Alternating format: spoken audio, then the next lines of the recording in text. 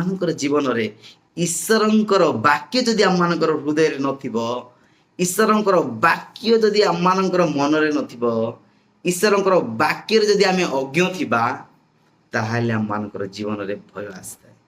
ଯଦି ଈଶ୍ୱରଙ୍କର ବାକ୍ୟ ଯଦି ଆମମାନଙ୍କର ପାଖରେ ନାହିଁ, ଈଶ୍ୱର ଯଦି ଆମମାନଙ୍କ ଠାରେ ନାହାନ୍ତି, ଆମମାନଙ୍କୁ ଭୟ ଆସେ, ଆମମାନଙ୍କୁ ଭୟ ଆସିଥାଏ।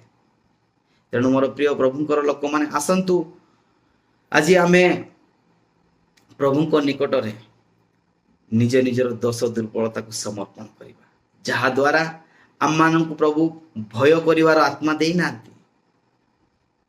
ପ୍ରଭୁ ଆମମାନଙ୍କୁ ଭୟର ଆତ୍ମା ଦେଇନାହାନ୍ତି, ଆମମାନଙ୍କୁ ଦୟାଳୁ ଆତ୍ମା ଦେଇଛନ୍ତି।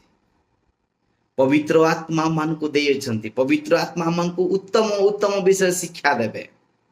ଯେତେବେଳେ ଆପଣ ପବିତ୍ର ଆତ୍ମାକୁ ଗ୍ରହଣ କରିବେ ଆପଣଙ୍କର ଜୀବନରେ,